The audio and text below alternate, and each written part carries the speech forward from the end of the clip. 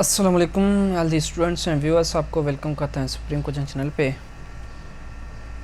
Today we are going to study about the copper, occurrence of copper, ores of the copper and also extraction of the copper from its ores।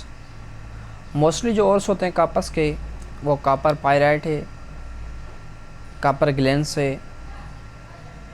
चेल्सोसाइट है, cuprite है, malachite है, अज्यूराइट है। तो means यहाँ पे अगर हम बात करें तो कापस के जो ओर्स होते हैं पहले भी स्टडी कर चुके हैं, जो ओर्स ऑफ द मेटल्स थे, जिसमें हमने आयरन के ओर्स थे, क्रोमियम, कॉपर, एल्यूमिनियम के जो ओर्स है वो स्टडी किए हैं। तो आज again we will read about the coppers ores.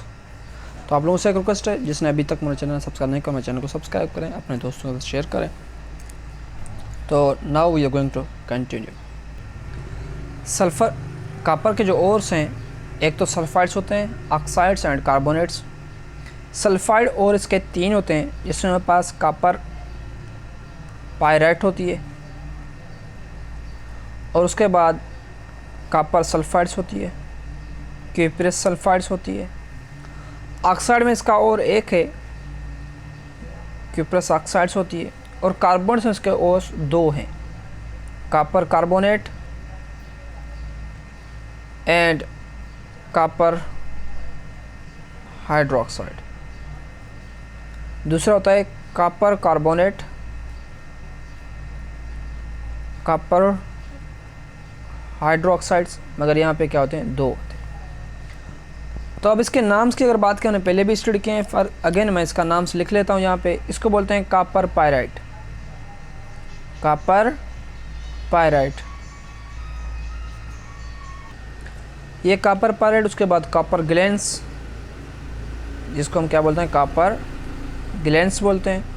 और ये जो कॉपर क्यूप्रस सल्फाइड है, हम इसको बोलते हैं चेल्कोसाइड, चेल्कोसाइड्स बोलते हैं। और जो क्यूप्रस ऑक्साइड है, इसको क्यूप्राइट बोलते हैं, क्यूप्राइट। अब ये जो कॉपर कार्बोनेट्स और copper carbonates, two copper carbonates हैं, एक कॉपर कार्बोनेट कोएफिशिएंट में फ़र्क है, अदरवाइज के फार्मूले में कोई भी फ़र्क नहीं है। ये जो इसको बोलते हैं मेलाकाइट, और इसको बोलते हैं अज़ूराइट। इसका जो कलर्स होता है वो क्या होता है, ग्रीन कलर्स का होता है, और ये किस कलर का होता है, ब्लू कलर की होती है। ठीक है, ये थे इसके ओर्स। हमने पहले भी स्टडी किए हैं कि कॉपर्स किस फॉर्म से एग्जिस्ट करता है, किस मेथड में एग्जिस्ट करता है। तो अब जो हम बात करेंगे वो extraction of copper from its ores. Mostly जो हम कॉपर को एक्सट्रैक्ट करते हैं वो कॉपर पायराइट से एग्जिस्ट करते हैं, एक्सट्रैक्ट करते हैं, क्योंकि कॉपर पायराइट वो और है जिसमें कॉपर 6% पाई जाती है। तो इसको कॉपर पायराइट में से कॉपर्स को एक्सट्रैक्ट करने के लिए हमारे पास बहुत सारे मेथड्स हैं। इसमें हमने पहले भी स्टडी कर चुके हैं कि एक क्या होती है, माइनिंग होती है, माइनिंग के बाद क्या होती है, कंसंट्रेशन ऑफ ओर्स होती है। डिफरेंस मेथड हमने स्टडी किए हैं, उसका भी लिंक आपको यहाँ पे मिल रहा होगा। वैसे तो डिस्क्रिप्शन में दिए हुए, आइकॉन पे भी आ रहा होगा, डिस्क्रिप्शन में दिया हुआ, आप जाके वहाँ पे देख सकते हैं। रोस्टिंग ऑफ कंसंट्रेशन और है, स्मेल्टिंग ऑफ रोस्टेड और है, रिडक्शन टू प्रोड्यूस कॉपर, जिसको ब्लिस्टर कॉपर बोलते हैं। उसके बाद रिफाइनिंग ऑफ ब्लिस्टर कॉपर बोलते हैं, मीन्स उसको इलेक्ट्रिकल रिफाइनिंग्स भी बोलते हैं। तो ये सारे स्टेप्स हम सीक्वेंस वाइज स्टडी करेंगे। पहले हम बात करते हैं कंसंट्रेशन ऑफ ओर्स की, उसके बाद रोस्टिंग की, और उसके बाद स्मेल्टिंग, फिर प्रोडक्शन ऑफ ब्लिस्टर कॉपर, उसके बाद रिफाइनिंग ऑफ ब्लिस्टर कॉपर। तो एक्सट्रैक्शन ऑफ कॉपर्स की बात करें, जिसको मेटलर्जी ऑफ कॉपर से बोलते हैं। एक्सट्रैक्ट किससे किया जाता है, कॉपर पायराइट से। कॉपर पायराइट से क्यों, क्योंकि इसमें सबसे ज़्यादा परसेंटेज ऑफ कॉपर मौजूद है, जिसमें 6% ऑफ कॉपर्स मौजूद होती है। अब हम एक्सट्रैक्शन तो करते हैं पायराइट से, कॉपर पायराइट से। इसमें बहुत सारे प्रोसेस होते हैं, मैं एक बाय एक उनका नाम लिखता हूँ। स्टेप्स आपके सामने हैं, जिसमें फर्स्ट स्टेप जो है कंसंट्रेशन ऑफ ओर्स है। ये भी हमने डिटेल्स में बात किया है, कंसंट्रेशन ऑफ ओर्स किस मेथड में हो, 2 and 4th मोशंस के हिसाब से भी करते हैं, और जिसको हम बैक फोर्थ मोशंस भी बोलते हैं। और अगर केमिस्ट्री की बात करें तो वहाँ पे हम इसको बोलते हैं फोर्थ फ्लोटिंग प्रोसेस। और सेकंड जो मेथड है हमने ग्रेविटेशनल बेस पे भी किया था और मैग्नेटिक बेस पे भी किया था। सारे कंसंट्रेशन ऑफ ओर्स प्रिपरेशन किस मेथड्स में होती है। उसके बाद रोस्टिंग, उसके बाद से मेल्टिंग ऑफ रोस्टेड ओर्स है, reduction to produce blister copper. अब यहाँ पे ब्लिस्टर कापर तो प्रोड्यूस होता है, मगर यहाँ पे जो कापर प्रिपरेस होता है वो अप्रॉक्सीमेटली 96 to 98% प्योर होती है। अगर आपको पता है कि कापर सबसे ज़्यादा वायर और कंडक्टिव मटेरियल्स प्रिपरेशन में यूज़ किया जाता है, तो इसलिए 98% इसके लिए मुफीद नहीं है। तो फर्दर इसको 100% प्योरीफिकेशन के लिए हम क्या कहते हैं, refining of blister copper into 100% pure copper achieve करते हैं। ठीक है, अब हम बात करते हैं कंसंट्रेशन ऑफ ओर्स की, पहले स्टेप्स की, उसके बाद रोस्टिंग की, स्मेल्टिंग के सीक्वेंस वाइज बात करेंगे। पहले बात करते हैं कंसंट्रेशन ऑफ ओर्स की। कंसंट्रेशन ऑफ ओर्स किसे कहते हैं, यहाँ तो मैं बिल्कुल एक छोटा पॉइंट्स करके समझाऊंगा। अगर आपको डिटेल में चाहिए तो आप पहला जो लेक्चर से how to extract the metals, वहाँ पे मैंने स्पेसिफाई नहीं किया था कि किसको किस तरीके से एक्सट्रैक्ट करते हैं, मगर मेटल्स का नाम मैंने ऑल ओवर दी मेटल्स के बारे में बताया, क्योंकि सारे मेटल्स को एक्सट्रैक्ट करने के लिए इस स्टेप्स की ज़रूरत रिक्वायर होती है। इसमें कंसंट्रेशन ऑफ ओर्स है, रोस्टेड ऑफ कंसंट्रेटेड ओर्स है, स्मेल्टिंग ऑफ रोस्टेड ओर्स है, reduction to produce the blister. यहाँ तो ब्लिस्टर कापर लिखा हुआ, वैसे उसको रिडक्शंस बोलते हैं। रिडक्शंस हमने स्टडी किए थे, वो आपने पता है कि हमने कितने मेथड स्टडी किए थे। थर्मल रिडक्शन है, इलेक्ट्रोलाइटिक रिडक्शन है और केमिकल रिडक्शंस भी था। अब जो लास्ट स्टेप था वो रिफाइनिंग था। रिफाइनिंग तब करते हैं जब हमें 100% प्योर चाहिए, अदरवाइज़ रिडक्शन तक भी हम काम चला लेते हैं। मगर हम ये जो वाहिद एलिमेंट्स है, कापर वाहिद मेटल्स है जिसको हम 100% प्योरिटी के तरफ अचीव करते हैं, तो इसलिए हम रिफाइनिंग तक भी जाते हैं। तो पहले हम बात करें, उसके बाद अगर हम एल्यूमिनियम पढ़ेंगे तो एल्यूमिनियम भी हम रिफाइनिंग की तक जाएंगे। पहले तो कापर कंटिन्यू करते हैं, उसके बाद एल्यूमिनियम भी करते हैं। पहले कंसंट्रेशन ऑफ ओर्स। अब कंसंट्रेशन ऑफ ओर्स के लिए आपको कुछ पॉइंट्स जो हैं मैं समझाऊंगा, आपको सिर्फ वो याद रखने। पहले जो ओर्स मिले हमें, उस ओर्स को क्रश करना है, क्रश इनटू पाउडर फॉर्म। ठीक है, किस फॉर्म में, पाउडर फॉर्म में। और उसके बाद सेकंड स्टेप जो होता है, ये तो फर्स्ट था crush into the powder forms.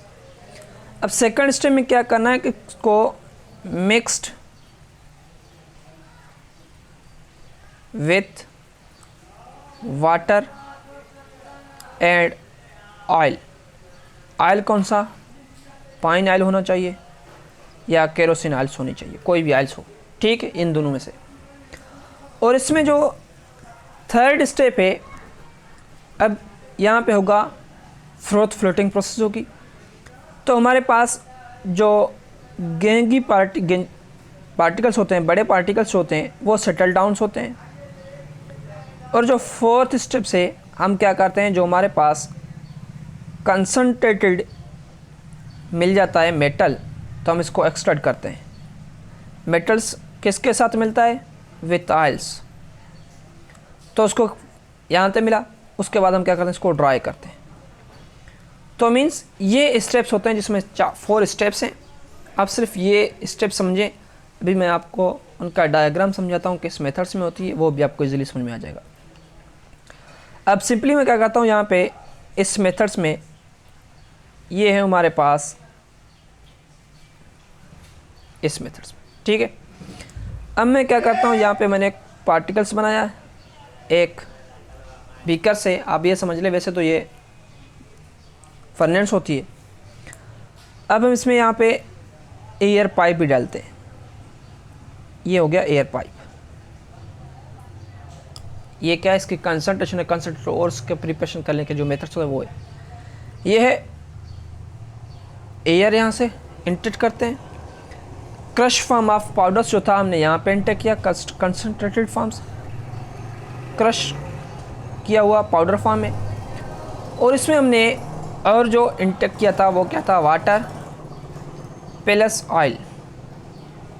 ठीक है, अब यहाँ से जैसे एयर ब्लो करेगा, तो यहाँ पे जो concentrated forms, crush forms of the कापर्स होता है, वो ऑयल के साथ यहाँ पे ऊपर आ जाएगा। अब यहाँ पे थोड़ा इसको समझ लें, ये बिल्कुल इजी होता है। ठीक है, ये हो गया। उसके बाद जो बड़े पार्टिकल्स होते हैं वो यहाँ पे सेटल डाउन्स होते हैं, ये नीचे रह जाते हैं। तो हम क्या करते हैं, अब देखें हमने पहला स्टेप कौन सा किया था, first we have crushed it into the powder forms. Second step क्या किया हमने, मिक्स्ड जो भी मेटल्स है, यहाँ पे तो कॉपर है, copper metals with water and oil. Copper metal तो नहीं मीन्स और जो क्रश किया था वो यहाँ पे मिक्स किया था इनके साथ। उसके बाद जो लार्ज पार्टिकल्स थे, जो डस्ट पार्टिकल, वो सेटल डाउन्स हो गए। और कॉपर किसके साथ आ गया, ऑयल के साथ यहाँ पे ऊपर आ जाता है। कुछ इम्प्योरिटीज में होती है, तो हम यहाँ पे इसको क्या करते हैं, एक्सट्रैक्ट करते हैं, निकाल लेते हैं। तो हम क्या करते हैं, उसके बाद हम इसको क्या करते हैं, ड्राई करते हैं। तो मीन्स अब जो हमारे पास ये जो मिलता है ड्राई करने के बाद, ये होता है हमारे पास कंसनट्रेटेड कॉपर। क्या मिलता है हमें, कंसनट्रेटेड ओर्स मिल जाता है कॉपर्स की। ठीक है, और इसके बाद हम क्या करते हैं, जो सेकंड मेथड होता है, सेकंड स्टेप जो है उसको बोलते हैं रोस्टिंग ऑफ कंसनट्रेटेड ओर। तो हम सेकंड स्टेप से चलते हैं। अगर यहाँ पे आप लोगों को कुछ समझ में आया तो आप बिल्कुल ही विदाउट एनी हेजिटेशन आप पूछ सकते हैं, I try my best. Okay, उसके बाद रोस्टिंग ऑफ कंसनट्रेटेड ओर। अब रोस्टिंग ऑफ कंसनट्रेटेड ओर किसे कहते हैं, रोस्टिंग दरअसल इसको बोलते हैं जो हमारे पास कंसनट्रेटेड फॉर्म्स ऑफ ओर्स मिला था, कंसनट्रेटेड ओर्स, अगर इसमें इम्प्योरिटीज़ हो, इसको हम क्या कहते हैं, फर्नेंस में डालते हैं। किसका, फर्नेंस ऑफ एयर, आप ये समझ लें, furnace in air, furnace in air. ठीक है, अब फर्नेंस एयर में हम इसको करते हैं, तो यहाँ पे क्या बन जाता है कि जैसे हमने फर्नेंस में इसको डाला इम्प्योरिटीज़ रिमूव करने के लिए, फर्नेंस इन एयर, वहाँ पे क्या है, एयर भी ब्लो कर रहा है, हाई कंसनट्रेट ऑफ एयर्स भी होती है। तो इसमें जो इम्प्योरिटीज़ होती है, अगर इसमें इम्प्योरिटीज़ कौन से हों, एंटीमोनी हो,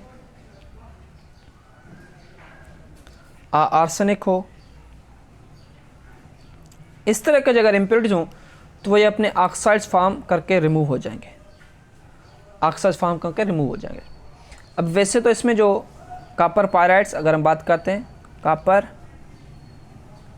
पायराइड, ये किसके साथ, एयर के साथ, क्योंकि यहाँ पे एयर भी मौजूद है। ये रीड करेगा तो यहाँ पे क्या बन जाएगा, प्लस आयरन ऑक्साइड्स और iron sulphide plus sulphur dioxides. तो मीन्स ये प्रॉपर्टीज़, ये प्रोडक्ट्स बन जाते हैं इसमें। प्लस करने के लिए यहाँ पे फोर्स देना पड़ेगा, यहाँ पे 5 और यहाँ पे 2, यहाँ पे अप्रोक्सीमेटली, क्योंकि यहाँ पे 4 हो गए तो यहाँ पे हमें 2 देना पड़ेगा, और 2 यहाँ पे सल्फर्स को बैलेंस करने के लिए हमारे पास 4 देना पड़ेगा। ये सल्फर्स 2 यहाँ पे, 2 यहाँ पे, 4 यहाँ पे, ये भी बैलेंस है बिल्कुल एग्जैक्टली। तो मीन्स ये क्या हो गया था, इसका रोस्टिंग हो गई थी। ठीक है, अब हमारे पास इम्प्योरिटीज कौन कौन से, कॉपर सल्फाइड से, आयरन ऑक्साइड से और आयरन सल्फाइड। अगर इसमें कोई इम्प्योरिटीज हो तो वो उसके ऑक्साइड्स बना के रिमूव हो जाता है। यहाँ पे सल्फर भी रिमूव हो जाता है, मेन सल्फर ऑक्साइड्स फॉर्म्स में। यहाँ पे हमारे पास बच जाता है कॉपर सल्फाइड से, आयरन ऑक्साइड्स और आयरन सल्फाइड्स बच जाते हैं। वैसे तो इसमें ये होता है कि जो हमारे पास आयरन्स मिला है ऑक्साइड के साथ, तो ये तो सिंपली रिमूव हो जाएगा। जैसे हम इसको सिलिका के साथ रीड करवाएंगे तो ये स्लेग फॉर्म्स करके रिमूव हो जाएगा। इसको स्टेप को बोलते हैं सिमेल्टिंग। सिमेल्टिंग में ये होती है कि हमारे पास ये जो आयरन ऑक्साइड से या आयरन सल्फाइड से, ये सिलिका के साथ मिलकर, किसके साथ, सिलिका के साथ मिलकर क्या बनाएंगे, स्लेग बनाएंगे। Slag means impurities particles. जैसे ही ये स्लेग बनाएंगे तो वो हम क्या करते हैं, इसको रिमूव करते हैं। क्या करते हैं, हम इसको सिलिका के साथ बनाते हैं, वो रिमूव कर लेते हैं। ये इजी मेथड से रिमूव करने का। रोस्टिंग के बाद हमारे पास होती है सिमेल्टिंग। सिमेल्टिंग हम कहाँ पे करते हैं, ये जैसे हमने आयरन्स का प्रिपेयर किया था कहाँ पे, ब्लास्ट फर्नेस में, तो इसको भी हम करते हैं ब्लास्ट फर्नेस में। ठीक है, ब्लास्ट फर्नेस में हमारे पास जो कॉपर सल्फाइड्स होता है, आयरन सल्फाइड्स होते हैं और आयरन ऑक्साइड्स होती है। आयरन ऑक्साइड्स तो सेपरेट हो जाएगा, यहाँ पे मैं आपको बता रहा हूँ ये किस मेथड्स में सेपरेट होगा, ये स्टेप्स बिल्कुल ईजी है।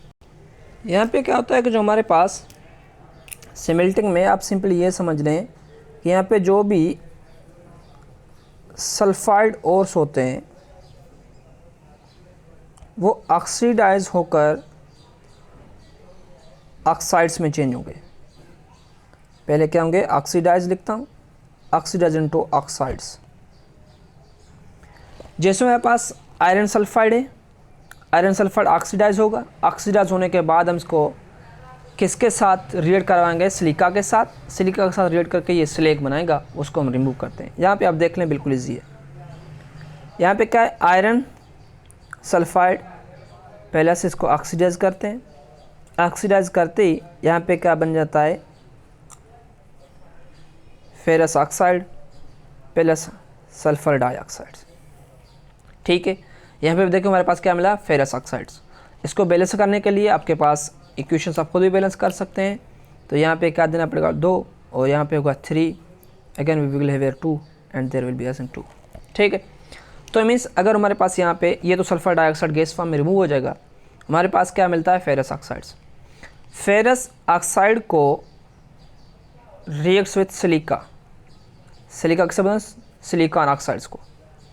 तो यहाँ पे क्या बन जाएगा, एफ स्लेग। तो इसको हम क्या बोलते हैं, स्लेग बोलते हैं। आपको स्लेग का जो टर्म से पहले भी हमने बताया था। तो स्लेग क्या होती है कि इम्प्योरिटीज़ होती है, इसको सेटल डाउन हो जाता है, इसको हम क्या करते हैं, रिमूव करते हैं। ये इजीली क्या होता है, रिमूव हो जाता है। अब यहाँ पे हमारे पास क्या है, कॉपर सल्फाइड से और कुछ आयरन सल्फाइड्स भी रिमेनिंग होता। तो मीन्स यहाँ पर स्मेल्टिंग करने के बाद भी हमारे पास जो बचता था ये क्या है, copper sulphides with some iron sulphide के साथ। ये दोनों का जो मिक्सचर है, इन दोनों के मिक्सचर को हम एक अल्फाज या एक नेम दे देते हैं, जिसको हम क्या बोलते हैं, मेट। ठीक है, और स्मेल्टिंग के बाद जो स्टेप्स होता है हम इसको बोलते हैं रिडक्शंस। ये स्टेप मैं स्मेल्टिंग आगे रिपीट करता हूँ। स्मेल्टिंग करते जो सल्फाइड सोर्स होते हैं हम इसको ऑक्सीडाइज करते हैं, उसके ऑक्साइड्स बनते हैं। जैसे हमारे पास आयरन सल्फाइड है, आयरन सल्फाइड को ऑक्सीडाइज करते हैं तो क्या बनता है, आयरन ऑक्साइड्स बनता है और सल्फर डाइऑक्साइड्स गैस फॉर्म में रिमूव हो जाता है। उसके बाद जैसे ही हमारे पास आयरन ऑक्साइड्स बनता है, हमको सिलिका से क्या कहते हैं, रिएक्ट करवाते हैं, सिलिका या कोई भी हो। तो यहाँ पे क्या बनता है, स्लेग बनता है। स्लेग को हम सिंपली क्या करते हैं, रिमूव करते हैं। अब यहाँ से ये स्मेल्टिंग करने के बाद भी हमारे पास जो बचता है, copper sulphide with iron sulphide, some iron sulphides, ये दोनों के मिक्सचर को हम क्या बोलते हैं, मेट बोलते हैं। अब उसके बाद है रिडक्शन। रिडक्शन जो है एक कन्वर्टर में होता है, इसको हम बोलते हैं बेसमर कन्वर्टर। बेसमर कन्वर्टर में क्या होता है, जो हमारे पास कॉपर सल्फाइड्स और आयरन सल्फाइड्स दोनों मिले थे, हम इनको क्या करते हैं, अगेन रिडक्शन से पास करते हैं। रिडक्शन से पास करने में से ये होता है, जो आयरन सल्फाइड्स रिमेनिंग होता है वो भी आयरन ऑक्साइड्स में चेंज होता है। उसके बाद सिलिका से साथ रिएक्ट करवा के ये स्लेग फॉर्म्स में रिमूव कर लेते हैं। ठीक है, और फर्दर अगेन जो हमारे पास कॉपर सल्फाइड्स है, हम कॉपर सल्फाइड्स को ऑक्सीडाइज करते हैं, चेंज होता है कॉपर ऑक्साइड में। अगेन कॉपर ऑक्साइड जो रिमेनिंग कॉपर सल्फाइड्स है उसके साथ रिएक्ट करके बनाता है कॉपर, जिसको हम बोलते हैं ब्लैस्टर कॉपर। ये सारा स्टेप्स भी हैं, मैं आपको इसका डायग्राम सब कुछ स्टेप बाय समझाऊंगा। अब ये जो डायग्राम है इसको बोलते हैं बेसमर कन्वर्टर, BASS बेसमर कन्वर्टर। ठीक है, अब बेसमर कन्वर्टर का स्ट्रक्चर में यहाँ से हम क्या ब्लो करते हैं, एयर, और यहाँ पे क्या होता है, जो हमारे पास कॉपर सल्फाइड्स और कॉपर सल्फाइड और आयरन सल्फाइड से कुछ होते हैं, ये यहाँ पे फिल्स किया होता है। ठीक है, इसको हीट करते हैं। तो जैसे ही हमारे यहाँ क्या होता है कि एयर यहाँ से डायरेक्ट कंटेक्ट होता है और यहाँ पे हीट हो रहा है, तो हीट होते ही क्या बनता है कि जो हमारे पास आयरन सल्फाइड है वो एयर के साथ, एयर तो बिलो कर रहा है, रिएक्ट करेगा, तो क्या बन जाएगा, जो रिमेनिंग एयर्स आयरन सल्फाइड वो भी आयरन ऑक्साइड्स में चेंज होगा, सल्फर डाइऑक्साइड्स। अगेन ये जो आयरन ऑक्साइड्स है ये किसके साथ रिएक्ट करेगा, सिलिका के साथ। सिलिका के साथ रिएक्ट करके यहाँ पे ये क्या बनाएगा, आयरन सिलिकेट, तो मीन्स हम क्या बोलते हैं इसको, स्लेग बोलते हैं। तो मीन्स ये भी यहाँ तक हम इसको क्या करते हैं, इजीली रिमूव कर लेते हैं, ये रिमूव हो जाएगा। उसके बाद रिमेनिंग क्या है, कापर है, कापर सल्फाइड्स। यहाँ पे कापर सल्फाइड्स भी ऑक्सीडाइज होगा। कापर सल्फाइड को हम ऑक्सीडाइज करते हैं तो क्या बन जाता है, copper oxide plus sulphur dioxides. Again ये जो कापर ऑक्साइड है हीट हो रहा होता है, क्योंकि एयर भी ब्लो कर रहा है और हीट भी हो रहा है, तो कापर ऑक्साइड्स अगेन जो रिमेनिंग कापर सल्फाइड्स होता है उसके साथ रीड करता है, उसको भी चेंज करता है किसमें, कापर्स को, ब्लिस्टर कापर में। अब यहाँ पे हमारे पास सल्फर डाइऑक्साइड्स, ये जो हमारे पास कापर्स बनता है हम इसको बोलते हैं ब्लिस्टर कापर। तो मीन्स हमारे पास क्या बन जाता है, रिडक्शंस में ब्लिस्टर कापर बन जाता है। ये जो ब्लिस्टर कापर है, यहीं तक हमारे पास जो ब्लिस्टर कापर मिलता है। अब यहाँ पे बात याद रखना, ये जो है अप्रोक्सीमेटली 98% प्योर होता है। क्या होता है, 98% प्योर होता है। अब इसमें जो इम्प्योरिटीज होते हैं वो इम्प्योरिटीज इसकी कंडक्टिविटी को डिक्रीज़ करते हैं। इसकी कंडक्टिविटी क्या होती है, कंडक्टिविटी इसकी लो होती है। वजह क्या है कि कंडक्टिविटी लो है, इसका रीज़न ये है कि इसमें इम्प्योरिटीज़ मौजूद हों अभी तक भी। 98% तो प्योर है, मगर इसमें इम्प्योरिटीज़ कौन कौन से हैं, इसमें इम्प्योरिटीज़ यूरेनियम है, इसमें इम्प्योरिटीज़ सिल्वर है, और भी बहुत सारे इसमें इम्प्योरिटीज़ होते हैं। जैसे हमारे पास आयरन्स भी होता है, जिंक भी होता है, लेड भी होता है, एट्सेट्रा। इस तरीके से क्या होते हैं, इसमें इम्प्योरिटीज़ होते हैं, इसकी कंडक्टिविटी क्या करते हैं, डिक्रीज़ करती है। तो अभी हमें क्या करना है, इसको ब्लिस्टर कापर को क्या कहते हैं, रिफाइन करते हैं। ब्लिस्टर कापर तो क्या है, रिफाइन करने में हमारे पास जो कापर्स मिलता है वो 99.9 आप 100% बोल सकते हैं, 100% प्योर। 100% प्योर रिफाइन मिलता है, वो क्या होता है, कंडक्टिव के लिए हम यूज़ करते हैं। जैसे हमारे पास जो वायर बने हुए हैं ये कापर्स के वायर्स होते हैं। अब इसके रिफाइनिंग के मेथड पे जाते हैं, और रिफाइनिंग किस मेथड में है, वहाँ पे जो रिफाइनिंग है वो कहाँ पे होता है, इलेक्ट्रोलाइटिक सेल्स में होती है रिफाइनिंग, इलेक्ट्रोलाइटिक सेल में। अब हम इलेक्ट्रोलाइटिक सेल का स्ट्रक्चर आपको पहले ही पता है, इलेक्ट्रोलाइसिस आपने पढ़ा होगा, और आपने ये फर्दर ऑक्सीडेशन रिडक्शंस में भी पढ़ा होगा, ऑक्सीडेशन रिडक्शंस किस मेथड्स में होती है। अब यहाँ पे मैं इसका स्ट्रक्चर ड्रा करता हूँ। इसका स्ट्रक्चर इस तरीके से होता है, ये मेरे पास राड होते हैं, मेटालिक राड। अब ये जो मेटालिक राड हैं ये दोनों कापर्स के बने होते हैं, एक प्योर कापर्स का होता है, एक इम्प्योर कापर्स का होता है। ठीक, ये बैटरी से कनेक्ट है, पॉजिटिव नेगेटिव, यहाँ पे क्या बनेगा पॉजिटिव, यहाँ पे क्या बनेगा नेगेटिव। तो मीन्स ये जो पॉजिटिव होता है इसको हम क्या बोलते हैं, पॉजिटिव को हम बोलते हैं एनोड, और ये जो नेगेटिव है उसको क्या बोलते हैं, कैथोड। ठीक है, अब बात ये है कि ये जो दोनों कापर्स हैं, ये बात याद रखना कि दोनों क्या होते हैं, कापर्स होते हैं। यहाँ पे ये जो एनोड्स पे मैंने बनाया इसको मैं कलर डिफरेंस कर लेता हूँ, जैसे इस तरीके से लिखता हूँ जिससे आपको ये समझ में आ जाए कि ये जो है ब्लिस्टर कापर है, ये क्या है, ब्लिस्टर कापर। ये है प्योर कापर, कैथोड का तौर कौन बीव करा है, प्योर कापर जो है हमारे पास यहाँ कैथोड है। ये जो प्योर कापर के तौर बीव करा है इसको हम क्या बोलते हैं, कैथोड्स बोलते हैं। अब यहाँ पे क्या होता है, इलेक्ट्रोलाइटिक सॉल्यूशंस होती है, जिसमें इलेक्ट्रोलाइटिक सॉल्यूशन हमारे पास कापर सल्फेट्स होता है, और को एसिडिफाई करने के लिए हम इसमें सल्फ्यूरिक एसिड डालते हैं, H2SO4 एसिडिफाई करते हैं क्योंकि इसमें इलेक्ट्रोलाइसिस हो जाए।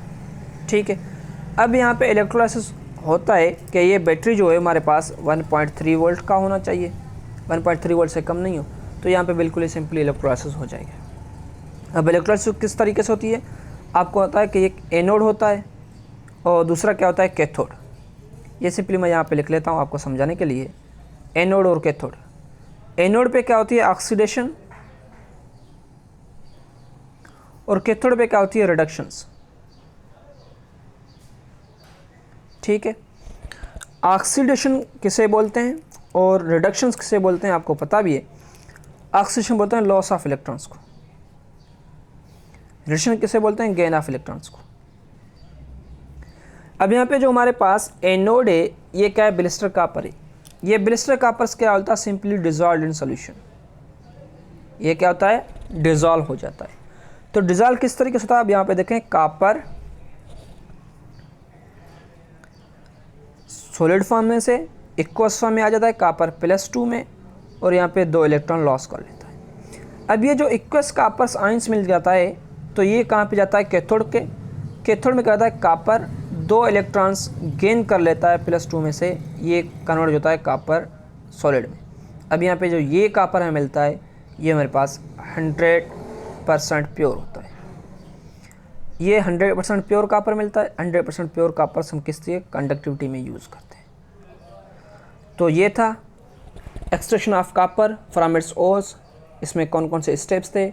अगर आपको यहीं तक कोई भी प्रॉब्लम्स हो, कोई भी क्वेश्चन हो, आप बिल्कुल ईजीली हमारे से पूछ सकते हैं। आज का लेक्चर हम यहीं पे रुकते हैं। Thank you. अल्लाह हाफ़िज़।